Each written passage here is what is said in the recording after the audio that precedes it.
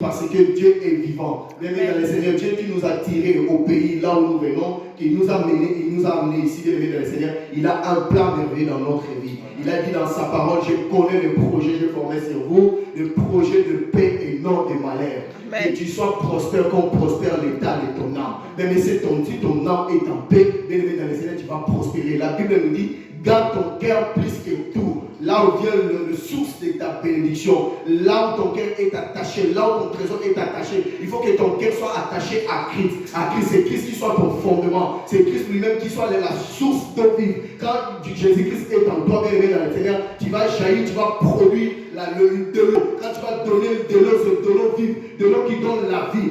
Jésus-Christ, il a dit à la femme, il a dit à Jésus, quelle relation y a-t-il entre moi? Jésus-Christ, il a répondu à la femme, si tu savais, la personne à laquelle tu parles ce matin, même dans les Seigneurs, il ne savait pas qu'il parlait aux l'eau de vie. C'est lui qui donne la vie. Quand tu vas boire cette eau, tu ne mourras plus jamais. Ce matin, moi, je te présente un Jésus vivant. Amen. Dans les Seigneurs, il y a des bâtiments. Moi, je parle, il y a beaucoup d'églises, bâtiments qui est en train de se naître. Bien, gloire à Dieu. Moi, je bénis le Seigneur, papa. Il faut que ces églises se naissent encore davantage comme des champignons. Parce que nous avons besoin de hommes et de femmes, des réserves qui vont proclamer la bonne nouvelle, qui vont proclamer la bonne nouvelle du royaume, qui vont proclamer la venue de Jésus. Parce que Élie, il a dit, je suis resté seul. Papa Ricard ne dit pas que tu es resté seul. Mais ça veut dire qu'il y a encore un bataillon. Il y a encore des hommes et des femmes de paix qui vont s'élever, qui vont marquer cette génération perverse. Nous sommes parmi des hommes et des femmes qui vont marquer notre environnement. Nous allons marquer dans la société. Nous allons marquer des Belges. Les Belges vont reconnaître qu'il y a des enfants de Dieu, il y a des femmes de feu, il y a des prophètes et des prophétesses qui n'ont pas peur de l'homosexuel, qui n'ont pas peur de l'esémisme, ils ont peur de Dieu. Cette offrande, je déclare maintenant que cette église soit prospérée en partie de l'offrande. Que tu marques cette génération perverse et corrompue au nom puissant de Jésus. Amen. Je parle à un homme, à une femme ce matin.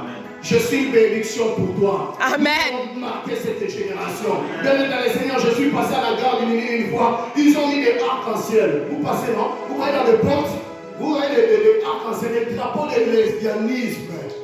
Si vous ne connaissez pas la signification, c'est des drapeaux de lesbianisme. Ils vont nous imposer, vous allez se marier entre vous. Ils sont en train de nous préparer. Il faut que ce matin, on prépare l'église pour entrer dans le royaume des cieux, pour conquérir le royaume des cieux. Il faut parler aux enfants, à vos enfants, vos petits-enfants à la maison. Le royaume des cieux est proche. Jésus-Christ revient bientôt. Amen. La manière qu'il était parti, c'est la même manière qu'il va retourner. Il va venir chercher une église qui a ni tâche, ni rien de semblable dans ce monde. Il va chercher une église parfaite, une église qui va s'apparaître, qui va dire Seigneur Jésus, viens. Amen. Viens. J'aimerais que moi ces derniers temps, je suis en train de faire de prière, du Seigneur, viens nous chercher. Amen. Nous sommes fatigués. Moi je suis impatient. Moi je vais partir. La Bible nous dit, avant ça un homme de gagner tout de ce monde et de perdre son âme. Tu vas perdre ton âme à cause de quoi? À cause des maisons, à cause des appartements, à cause des voitures. Tu manques de quoi? Tu manques d'un enfant, tu manques de papier. C'est ça que tu vas perdre ton âme. Tu vas rentrer dans la compromission. Tu as besoin de rester dans la compromission. Tu as besoin de rester dans les choses de ce monde. Plaire à Dieu. Dis au Seigneur, viens. Que Christ revient. Chaque fois que je prie, je dis Seigneur, reviens. Cette génération est pourrie. Cette génération de compromission. Cette génération de choses terribles, des choses compliquées. Moi, je vous donne un petit témoignage. J'étais au Congo, je suis allé au Congo. Je suis en train de voir des femmes, papa, chez nous là-bas au Congo. Il y a des femmes qui se partent chez les marabouts pour les laver, pour avoir des succès, pour se rencontrer avec des hommes de ministres. Ils sont en train de se jeter entre des sorts, des malédictions. Ils sont en train de se battre entre eux. Ils sont en train de se manger entre eux. Mais moi, je te dis encore ce matin, nous sommes parmi les réserves. Amen. Parmi les réserves, il faut que tu marches la tête haute, tu marches avec l'assurance du salut, parce que nous sommes des réserves. Nous sommes des réserves, nous sommes des citoyens du ciel. Aujourd'hui, nous allons parler de la résurrection. Amen. Moi, je vous dis aujourd'hui, nous allons parler de la résurrection. Amen. Il y aura quelque chose qui va ressusciter. Il y a une personne qui sera ressuscitée. Il y a une personne qui va rencontrer Christ qui est ressuscité au dernier jour. Au nom puissant de Jésus-Christ de Nazareth. Amen. Même la mort n'aura plus place dans ta vie. Amen. Je suis en train de voir une maman. Parmi les deux mamans, mais la maman qui est devant. Tu avais traversé des moments très difficiles. C'était la maladie. Tu as peut-être traversé la maladie? Pas vraiment la maladie, mais des moments quand même difficiles. Des moments vraiment très, je crois que tu étais vraiment par terre, vraiment, ton cœur t'était penché vraiment beaucoup. Mais Dieu me dit ce matin, la gloire de la deuxième maison, ce sera plus grand que la première. Amen. Tout ce que tu avais perdu, je vois comme tu avais perdu. C'est ça que je me demande, tu as perdu la santé, tu avais perdu ta santé, mais tu avais perdu quelque chose. Oui. Mais Dieu me dit maintenant ce matin, il va te restaurer. Avant cette année, Dieu va te restaurer. Il va commencer à restaurer pour ta santé. Il va commencer à restaurer ton problème de finances. Il va te restaurer dans tous les domaines de ta vie. Il y a des questions qui t'ont déjà beaucoup posées dans ta vie. Mais moi, je te dis, dans ces rendez-vous de ce matin, mon Dieu que je sers, le Dieu qui m'amène encore plus loin, il t'amène encore plus loin. Amen. Le Dieu là que je prie, regarde ce que je suis en train de te parler. Je te parle maintenant en qualité de prophète. Ce que je te parle aujourd'hui, ça va s'accomplir dans ta vie. Amen. Dieu va restaurer ta vie totalement. Amen. Tu ne vas plus forcer. Amen. Tu ne vas plus forcer, ne force plus. Tu ne vas plus forcer. Il y a des choses qui vont venir vers toi. Amen. Les choses là que tu as demandé à Dieu, mais ça va venir vers toi. Moi, je ne parle pas de la bénédiction matérielle, je ne vais pas parler de ça. Mais il y a des choses que Dieu va commencer à restaurer dans ta vie. Ça va venir seul, vers toi. Amen. Quand ça revient vers toi, et tu vas témoigner la gloire de Dieu, c'est Dieu qui veut te restaurer. Amen. Il veut humilier tes ennemis. Tous ceux qui sont ligués contre toi, ils ont fait des réunions contre toi pour t'humilier, pour que tu sois rejeté. Moi, je déclare maintenant, c'est eux qui vont commencer à changer de la maille. Ils vont commencer à revenir encore vers toi pour te demander pardon. Amen. Mais moi, je sais le Dieu que je sers, il va encore t'écrire, il va encore davantage. Au nom puissant, marquez ou écrit. La résurrection. Prenons nos Bibles s'il vous plaît, nous allons s'élever, nous allons lire la parole de Dieu. 1 Corinthiens 15. 1 Corinthiens chapitre 15 au verset 4. Je lis au nom de Jésus. Qui a été enseveli et qui est ressuscité le troisième jour selon les Écritures. Amen. Hein? Amen. Vous pouvez prendre place s'il vous plaît. Wow. Amen. Qu'il a été enseveli, qu'il a été enterré, qu'il a été aplani, qu'il a été rejeté, qu'il n'avait plus de forme, qu'il a été enseveli, mais il est ressuscité, qu'il était ressuscité au troisième jour. C'est qui? C'est Jésus-Christ de Nazareth. Amen. Bien-aimé dans le Seigneur, laisse-moi te dire ce matin, c'est un homme qui était ressuscité. Jésus-Christ, il était mort, il est ressuscité au troisième jour. Il est mort pour toi et moi. Il est mort à cause de nos péchés. Il est mort à cause de nos difficultés. Il est mort à cause de tes péchés. Il est mort à cause de tes humiliations. Bien-aimé dans le Seigneur, laisse-moi te dire ce matin, en Genèse, Adam, il avait échoué. Le premier Adam, c'est lui-même qui était là. Il était juste l'image. Adam, il était juste l'image de Christ. Adam, comme il avait péché, il y a une séparation entre Dieu et Adam. Mais Dieu, il était toujours avec Adam. Mais dans le Seigneur, ce qui a séparé juste Adam, c'était le péché. C'est ça que Jésus-Christ, il est descendu sur terre pour essayer de goûter le péché. Il est descendu avec le corps humain pour savoir, pour sentir tout ce que toi tu sens, pour voir ce que toi tu comprends. Parce que lui, il était le Dieu invisible. Moi, je dis qu'il était un Dieu qui nous a créés. Comme il n'avait pas ce corps, il ne comprenait pas le corps, comment ça fonctionnait. Mais il est descendu sur terre pour comprendre c'est quoi le péché qui dérange l'homme. Quand il est descendu, comme le premier Adam, il a échoué, mais le deuxième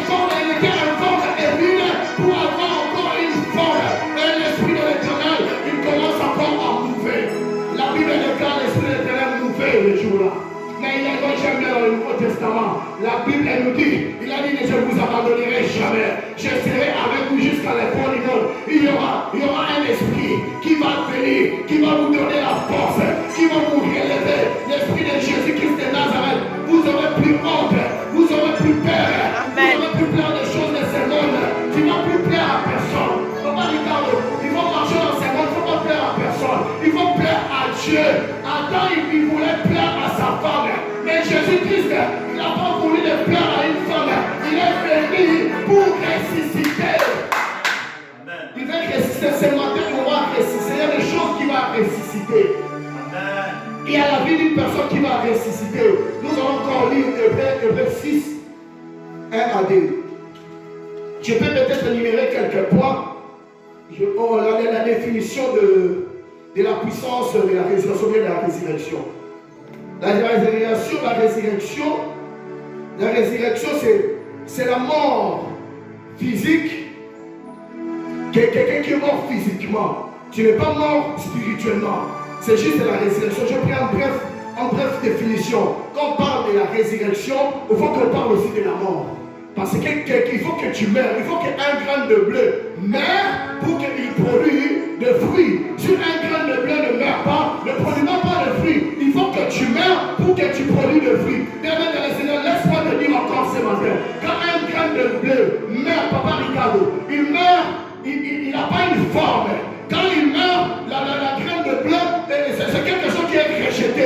Chez nous au Congo, il y a même pas de maïs. Tu peux jeter le maïs comme ça par terre. Et le lendemain, tu vois, ça commence à se poisser. Ça commence à sortir. Mais dans le Seigneur, un grain, c'est quelque chose qui n'a pas de valeur. Un grain, c'est quelque chose qu'on ne considère pas. Mais le semeur, c'est lui qui sème. Quand il sème un grain, il sait bien que ça va produire des fruits. Il faut que le grain meure. Quand le grain meurt, ça va produire des fruits. Mais peut-être que tu étais rejeté, tu étais déjà enseveli, tu étais déjà enterré. Mais laisse-moi te dire, tu as un grain de blé qui va produire des fruits au moment convenable. La Bible me dit dans Psaume 1, tu es comme un arbre qui est planté près d'un torrent d'eau qui donne des fruits en sa saison. Amen. Maman, toi tu ne dépends pas de la saison.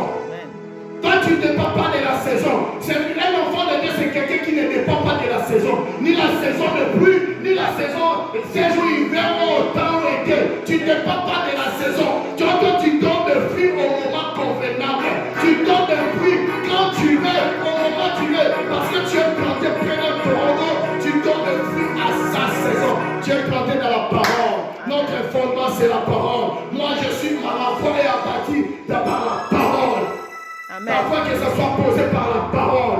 Ce matin, moi je te dis, tout ce qui était mort sera ressuscité dans ta vie. Nous allons prendre Hébreux 6, 1 à 2. Tu écoutes la parole. Hébreux 6, 1 à 2. Je dis au nom de Jésus. C'est pourquoi Hébreux 6, je commence verset 1. C'est pourquoi les hommes, les éléments de la parole de Christ en donnent et ils parfaits, sans poser de nouveaux fondements, du renoncement des œuvres mortes, la foi en Dieu, de la doctrine des baptêmes et de l'imposition des mains, de la résurrection des morts, du jugement de l'Éternel.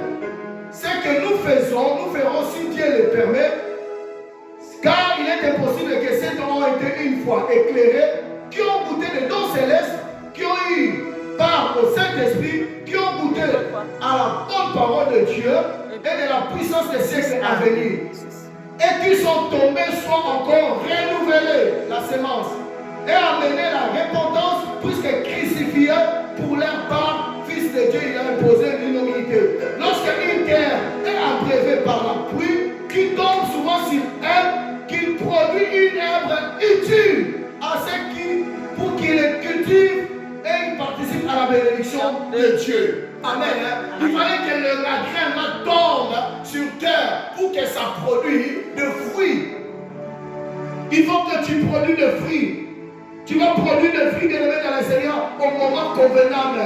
Toi, tu es un arbre qui est planté près d'un torrent d'eau. Bien dans le Seigneur, laisse-moi te dire encore ce matin. Bien-aimé dans le Seigneur, il faut que tu passes. Il y a des choses qu'on peut, il y a des étapes qu'on ne peut pas brûler dans la vie. Avant que tu passes à la résurrection, il y a des étapes que tu ne peux pas brûler dans la vie. Tu vas passer à la mort, tu vas passer à la tombe, et tu vas passer au péché, et tu vas passer à l'enfer. Jésus-Christ de Nazareth, il n'a pas passé, il est passé dans toutes ces étapes-là. Bien-aimé dans le Seigneur, Jésus-Christ, il est venu sur terre, Jésus-Christ, on l'a crucifié, il est parti au séjour de mort. La Bible dit Jésus-Christ, il est parti même jusqu'à l'enfer pour aller évangéliser ceux qui étaient morts. Amen. Il faut que tu passes dans toutes ces étapes, Papa Ricardo. Tu passes à la tombe, tu passes au séjour de mort, tu passes au péché. Jésus-Christ, il s'est fait pécher. Il s'est fait pécher. Lui qui n'était pas péché, il s'est fait pécher pour que toi et moi, nous soyons sauvés. Il s'est donné lui-même. Il est parti jusqu'à la tombe et il est parti au séjour de mort jusqu'à l'enfer pour évangéliser ceux qui n'ont pas connu Christ. Amen. Nous allons partir jusqu'aux extrémités de la terre. C'est ça qu'il a dit. Il faut aller jusqu'aux extrémités de la terre pour aller évangéliser la parole de Dieu. Lui-même, il est parti jusqu'à la tombe, jusqu'à l'enfer. Pour qu'aujourd'hui, après la terre, la folie, et il est ressuscité de mort. Il est ressuscité au 3e jour. La résurrection est vraie. La résurrection est certaine. Permet dans le Seigneur, la résurrection, c'est vrai. Nous tous nous serons ressuscités au 3e jour. Peut-être que tu vas me demander, la Bible nous dit, la prédication. Moi je dis, ma prédication, c'est une folie pour ceux qui périssent. Mais c'est la victoire. Et c'est un gain pour nous qui nous avons connu Christ. Tu as un faveur, ce n'est pas une chance. C'est un faveur imméritable. Tu n'as pas mérité cette faveur. Pour qu'aujourd'hui, Christ il est mort et ressuscité pour toi. Amen. Il est mort, il est ressuscité pour que nous soyons sauvés. Nous allons lire encore le 3e passage, nous allons lire 1 Corinthiens 15. Je commence au verset 12. Or, si l'on prêche que Christ est ressuscité de mort, comment quelques-uns parmi vous disaient-ils qu'il n'y a point de la résurrection des morts? Peut-être que tu te poses des questions. Tu me dis maintenant, ce matin, ou bien tu me dis aujourd'hui que Christ n'est pas ressuscité, Christ il n'était pas mort. Maintenant tu te poses des questions. Or, si l'on prêche Christ qui est ressuscité de mort, comment quelqu'un parmi vous disent qu'il n'y a pas de résurrection de mort? Amen. Excusez-moi. Peut-être tu peux évangéliser un païen, tu peux évangéliser une personne qui ne croit pas. Il te demande comment vous allez évangéliser Christ qui n'est pas mort, qui est ressuscité. C'est ça que j'aime bien ces versets. Nous dit, or, si l'on prêche que Christ est ressuscité de mort, comment quelques-uns parmi vous disent-ils qu'il n'y a pas de résurrection des morts? Amen. Il n'y a pas de résurrection des morts. Christ non plus n'est pas ressuscité.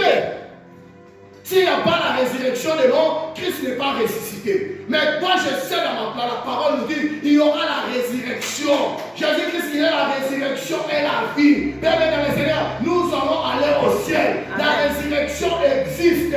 Nous serons ressuscités. Nous serons enlevés au ciel.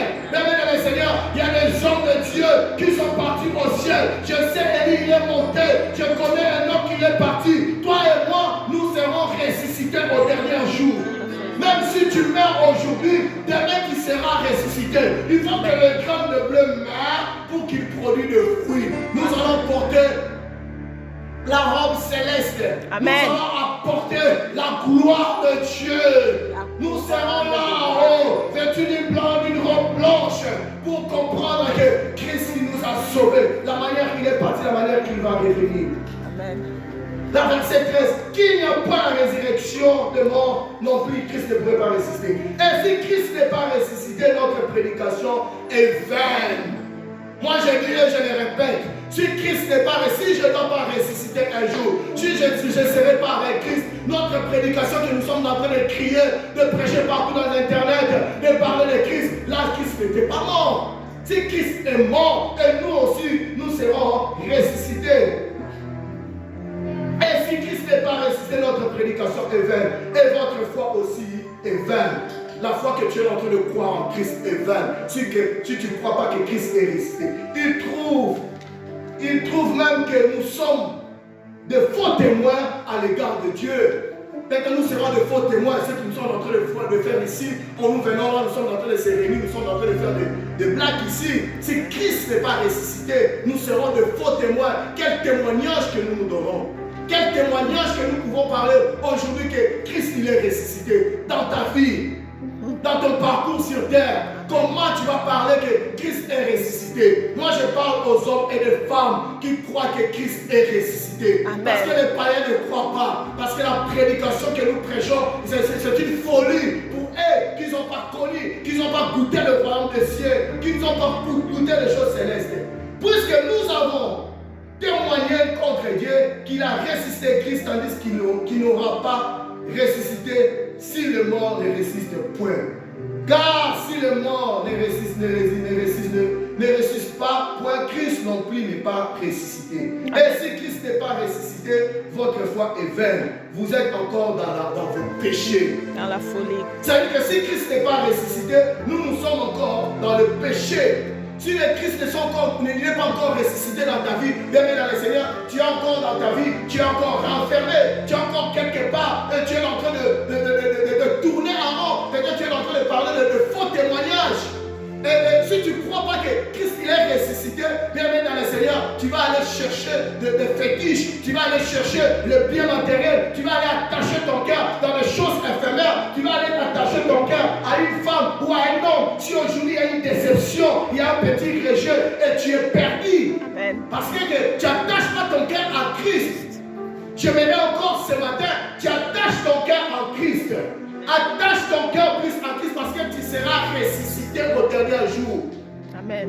Il a dit dans sa parole, je me tiens à la porte et je frappe. Si quelqu'un entend ma voix, j'entrerai chez lui, je mangerai avec lui et lui avec moi. Il se tient.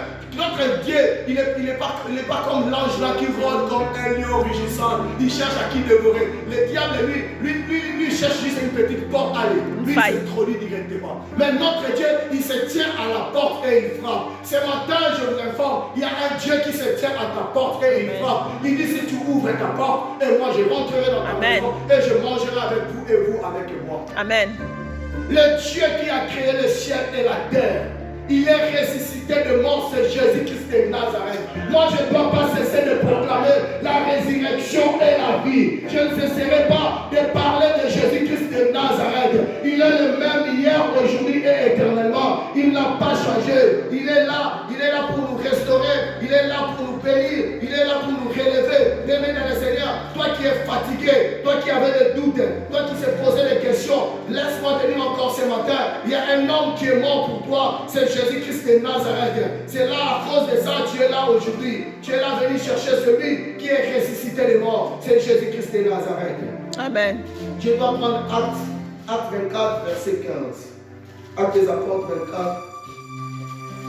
24, verset 15. Je sais que vous êtes en train de me saisir bien. Oui.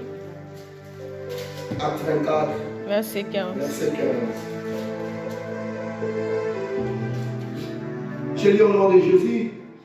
Et ayant en Dieu cette espérance, comme ils ont eux-mêmes, qu'il y aura une résurrection des justes et des injustes. Bien-aimés dans le Seigneur, nous tous nous passerons au tribunal de Dieu.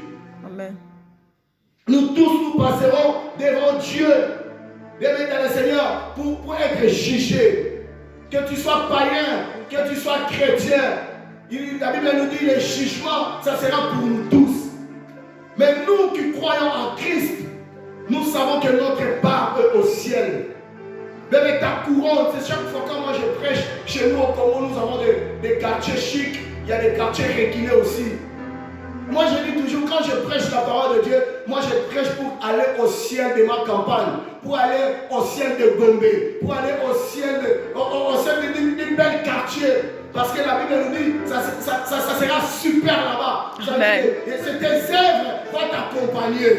Tes œuvres que tu es en train de faire sur terre, ça va t'accompagner. Ça veut dire qu'il faut travailler pour que tu trouves le couronne impérissable. Ton couronne, ça va brillonner. Moi, je ne vais pas être dans des quartiers reculés. Je vais être dans des quartiers chics aussi. Amen. Amen. Parce que je travaille pour Christ. Il y aura le jugement pour nous tous, qui nous avons crié au Seigneur Jésus-Christ comme Seigneur et Sauveur. Parce que Christ en nous, l'espérance et la gloire. Dieu, il est là, il nous attend. Il se tient à la porte, il nous attend. Il a dit dans sa parole, je vis deux chemins devant vous, le chemin le bien et le mal. Mais par son amour, moi j'aime bien ce passage. Quand il dit par son amour, j'ai dit de choisir le bien. Ça y est, il nous en supplie même. J'ai dit frère, sœur, c'est ça quand l'apôtre Paul, il écrit ses lettres, il dit frère, sœur, je vous en supplie, au Seigneur, je vous en supplie. Ce matin, je vous en supplie, revenons à Jésus. Il est mort, il est ressuscité pour nous. Il y a la résurrection. Il va restaurer ta vie. Il va restaurer ton âme. Il va restaurer ton problème. Il a dit dans sa parole, venez avec vos soucis et vos problèmes. C'est lui-même qui va vous donner du repos. Amen. Le vrai repos, c'est Christ. Amen. C'est lui qui est notre dernier espoir. C'est lui qui est notre assurance. C'est lui qui est notre bouclier. C'est lui qui est le restaurateur de cœur brisé, bien-aimé dans le Seigneur. Amen. Ces derniers temps, je suis en train de préparer un message. J'ai dit, je dois commencer à parler ça sur Facebook, sur TikTok. Il y a un message qui monte dans mon cœur. Et Dieu m'a ouvert un peu les yeux pour me faire comprendre ça. Mais maintenant, Seigneur, il y a un vent de divorce. Il y a un vent de séparation. Pourquoi il y a un divorce? Pourquoi il y a des séparations dans le couple? À cause de nos enfants. À cause de nos enfants. Vous voyez, aujourd'hui, il y a des élections qui sont en train de passer en Belgique. Nos enfants africains, ils ont mis des têtes. Mais ces gens ici, ils ne veulent pas que nos enfants arrivent là où ils sont. Ils ne veulent pas que nos enfants, ils arrivent quand ils arrivent à comprendre leur système. Ils vont faire quoi? Ils vont briser le mariage. L'objectif pour atteindre les enfants. L'objectif pour tuer, pour détruire nos enfants. C'est ça que vous avez vu. Il y a un flot, il y a un vent qui vient d'arriver maintenant à Bruxelles. Nos enfants, ils ont maintenant des armes. Tous les enfants de 17 ans, 20 ans, ils sont en train de se tuer entre eux. Pourquoi ils ne prennent pas les petits pistolets pour aller tuer leurs ennemis? Ils ne font pas l'ennemi, mais ils sont en train de se tuer entre eux, entre nos enfants. Pour rien. Pour rien. À cause de comptes à rendre de 1000 euros, de 500 euros. Il y a un jeune que nous avons perdu ici à la guerre. C'est son ami, il doit juste son ami 1000 euros. 1000 euros. Il vient de battre son ami comme ça, un jeune costaud de 21 ans. Il est parti comme ça.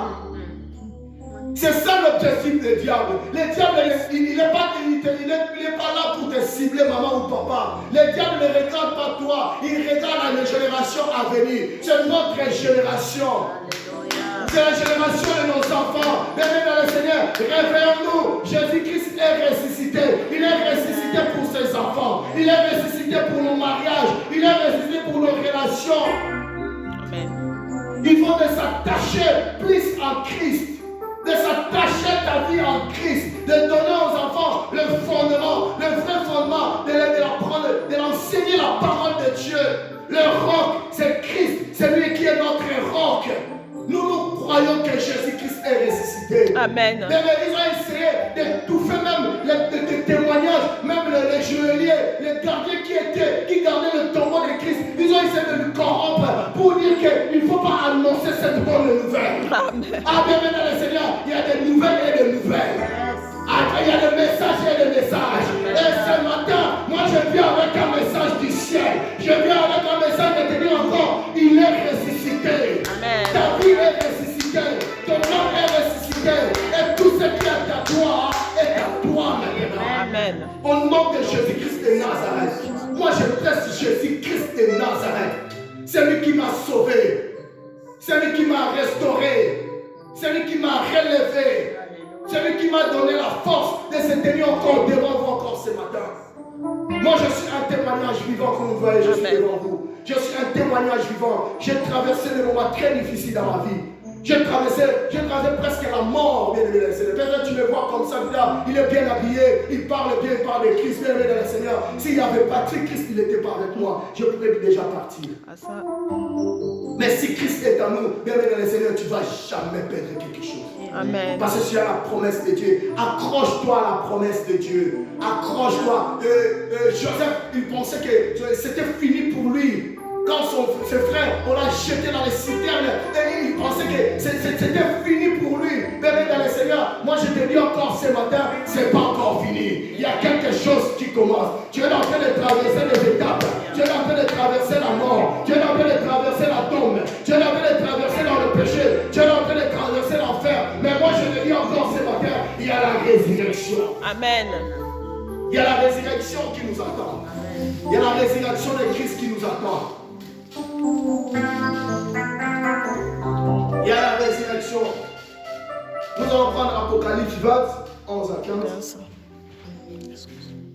Maintenant, ça sera mon dernier verset. J'aime bien, on parle de la résurrection, il y a plein de versets, mais j'aimerais mieux mettre un peu de fondement. Apocalypse 11, Apocalypse 20. S'il vous plaît.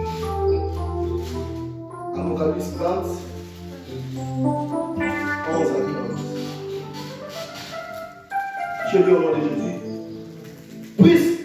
Puis j'ai vu un grand trône blanc, et celui qui était assis au-dessus de la terre, et les ciels s'enfuirent devant sa face, et ne fut plus trouvé de la place pour eux. Et j'ai vu le mort, des grands et le petit qui se tenaient devant le trône. Des livres furent ouverts, et notre livre fut ouvert, celui qui est le livre de vie. Et les morts furent jugés selon leurs œuvres, d'après ce qui était écrit dans le livre, dans ces livres. La mer rendit le mort qui était en elle, et la mort de ces jours de mort rendit le mort qui était en eux, et chacun fut jugé selon ses œuvres. Bien-aimés le Seigneur, Christ, il est parti dans la tombe, comme je vous ai dit, il est parti. Ils ont remis même des clés. Ils ont remis tout ce qu'ils avaient saisi. Maman, laisse-moi te dire, tout ce que le monde des ténèbres avait saisi dans la vie, Christ, il est parti pour les récupérer. Dans la Bible, la Bible déclare, ils ont rendu la clé. Ils ont rendu ta clé. Parce que Christ, il a dit à Pierre, il a dit à Pierre, je te donne cette clé. Cette clé, tu vas ouvrir et fermer. La clé, si tu vas ouvrir le séjour des morts, tu peux ouvrir. Tout ce que tu vas déclarer, ça va s'accomplir. Parce que Christ, il est parti jusqu'au séjour des morts pour libérer les captifs. Amen. Pour libérer tous ceux qui étaient emprisonnés. Il est parti pour les libérer. Il est parti pour libérer ton mariage. Il est parti pour libérer ton travail. Il est parti pour libérer ton finance. Il est parti pour libérer tes voyages. Il est parti pour libérer tes projets. Il est parti pour libérer tout ce que tu avais perdu. Amen. Christ, il est parti pour libérer ta vie. Amen. C'est Jésus-Christ de Nazareth. Ce matin, moi je te dis, bébé dans le Seigneur, tu veux hériter le royaume des cieux, il faut se séparer au péché. Si tu veux vivre la résurrection, bébé dans le Seigneur, il faut avoir l'absence du péché. C'est la séparation ou l'absence du péché, bébé dans le Seigneur, c'est ça que ça va te donner l'accès pour la résurrection. Amen. Si tu n'es pas ça, bébé dans le Seigneur, tu resteras. L'absence du péché. Là, vraiment, je vous dis, vraiment, je vous en supplie encore. Ce matin, il faut qu'il y ait l'absence du péché en nous. Il n'y a pas la calomnie entre nous. Parce que nous, les chrétiens congolais, africains, on voit juste le péché de l'impudicité. Moi, je ne parle pas de l'impudicité. Je parle de nous, les Congolais, le péché de Songi, le péché de séparation, le péché de division, le péché d'inventer de fausses témoignages, le péché de parler mal de ton frère, le péché de briser ton frère, d'humilier ton frère. Quand tu vois ton frère et regarde, il essaie d'évoluer, Dieu l'a donné une pensée de réunir les gens pour l'avancement des lèvres. Mais toi tu es là pour l'étouffer. Toi tu es là pour parler de fausses témoignages pour lui. Mais le Seigneur, il n'y aura pas la résurrection. Amen. Nous avons besoin des hommes et des femmes qui vont rencontrer Christ comme Christ s'est rencontré avec Jean. J'aime bien cette histoire, mon bien-aimé. Jésus-Christ, il est parti faire baptiser. Quand il arrive devant celui-là, il dit, celui est plus grand que moi. Bienvenue dans le Seigneur, il faut élever ton frère.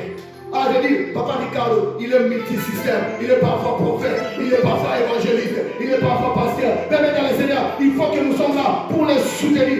Faisons ce qui est la volonté de Dieu.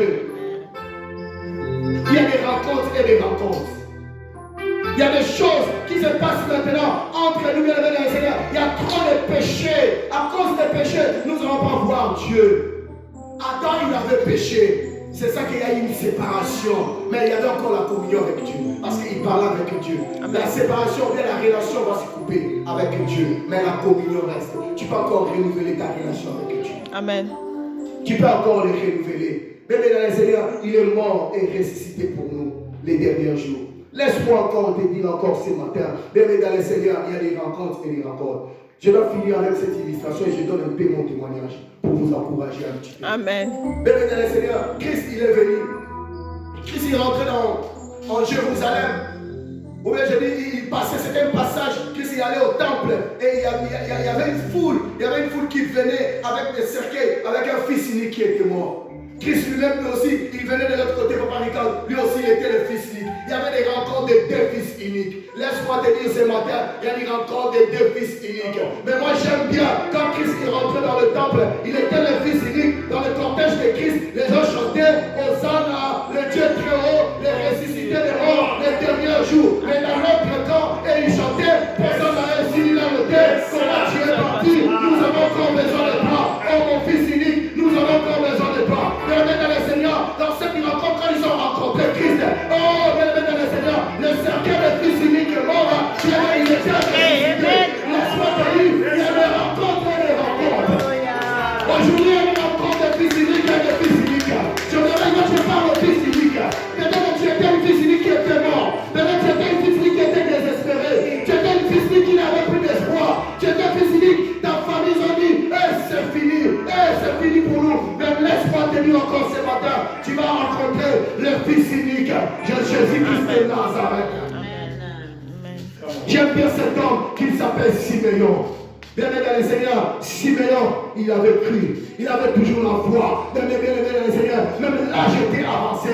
Siméon l'a dit, moi je ne mourrai pas, et jusqu'à le jour je vais avoir la résurrection. Bien-aimé dans le Seigneur, Siméon, il avait la promesse d'un enfant bébé Jésus. Siméon, il n'avait pas la promesse d'un Jésus de 33 ans. Peut-être que toi, tu as la promesse de Jésus de 33 ans. Mais moi, ce matin, moi, je te donne la promesse de bébé Jésus. Bien le Seigneur, Siméon, il attendait la foi de Dieu. Dieu a dit, tu ne mourras pas le jour que tu vas rencontrer Christ.